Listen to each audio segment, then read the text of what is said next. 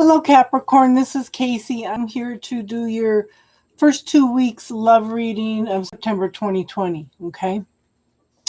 So, first card we have up is the Strength card. Okay. This talks about you using love, compassion, gentleness, okay, friendship to tame this lion. They have formed a bond, a wonderful relationship, okay? And they stand together against all the odds, okay?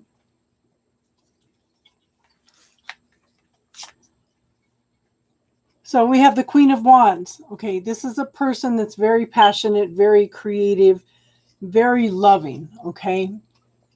To me, the Queen of Wands are the movers and shakers of the world. They're the ones that are behind the scenes and make sure that all the I's are dotted, the T's are crossed. It'd be like the woman behind the man, where she makes sure all these clothes are ironed. I'm not trying to sound sexist. It's not that way anymore. But it's the person behind the person. And they make sure everything's done. So these are the movers and shakers of the world. Very loving, very caring, very busy people, okay? And I do show a soulmate card, okay? Possible marriage card here. People coming together in celebration and creating a happy family. It's interesting. It's in this deck twice. Okay, in the Hierophant, this could be a spiritual authority. It could be a marriage. It could be you going within and finding your own spiritual authority, okay? In the Now, we have the Eight of Pentacles, okay? This is called the apprenticeship card. This is learning and studying, okay? Wonderful new things. Now, they're learning all these new things, but at the same time, they need to focus on one thing at a time. And they're pretty much stuck in their head, too, about everything. The first clarifier to that is the Death card. Now, this is the ending of something, the beginning of something new. This is a transmutation from one state to another, okay? Now, this is usually through your choices and decisions. And then again, we have the Four of Wands. It could be a soulmate card. It could be a marriage card. So in the future, we have the World card. This is a completion. This is a new beginning. Okay? This is the ending of all the old lessons and moving into something with a clean slate. It's just cleaning up the last of these lessons, okay? The first clarifier is the Nine of Cups. So, you're completing these lessons. Now it's time to create what you want. What are you focusing on? What are you putting out to the universe that you want? I want you to focus on what you want, not what you don't want, because the subconscious mind is going to pick up on that and it's going to create whatever you are thinking about, whatever you're dwelling on. This is the law of attraction, okay? And then I've shown the Knight of Coins. This would be the Knight of Pentacles also. It's a very, very slow-moving energy coming in, bringing some long-term stability. Very, very slow-moving, though. Could be moving into happy family and stability. Why didn't that want to come out?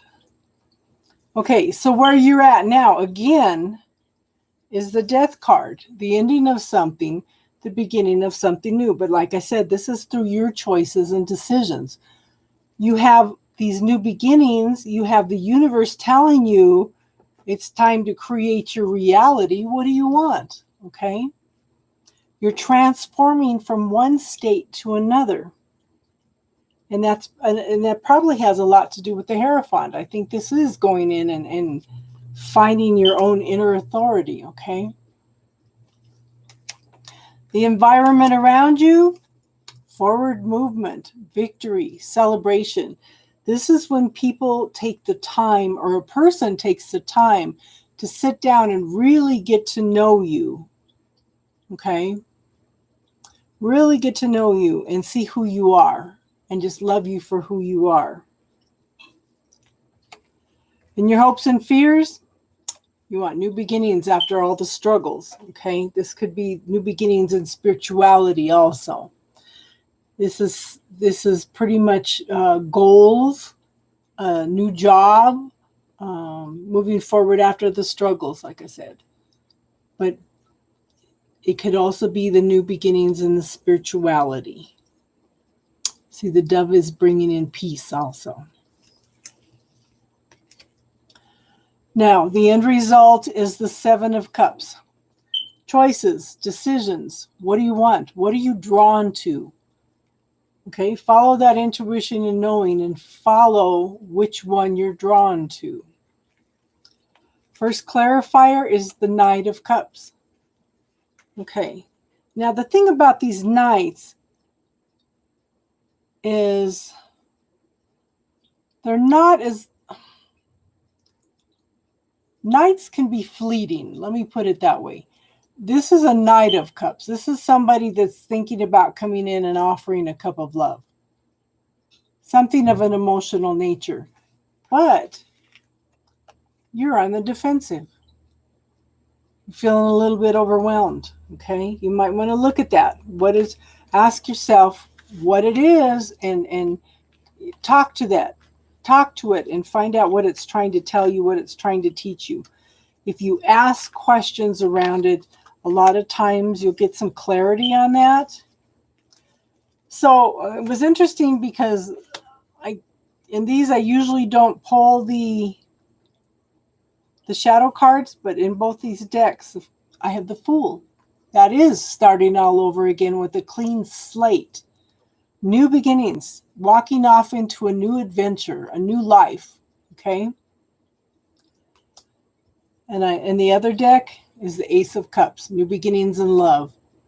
Whether it's self-love or with another person, it depends on what you're going through, okay? So pay attention to that. I am doing live readings every night this week if you would like to join us. Friday nights, I do just the spiritual talk. On Sunday nights, I normally do the tarot and talk, okay? We're inviting you, and I think next week we're going to start a metaphysical book club on Wednesday nights, and we're going to be going through the book, The Dark Side of the Light Chasers. That is... yeah, that's an awesome book. It talks about tapping into the shadow side. Like I said, talking to all the things that are coming up that you're not aware of, asking it questions and seeing what it's trying to teach you, okay? So everybody have an awesome first 2 weeks. I will get my kids will be done moving. No more babysitting. No more emergencies. So I should be able to get the general readings up next week, okay? So everybody have an awesome 2 weeks, and everybody have namaste.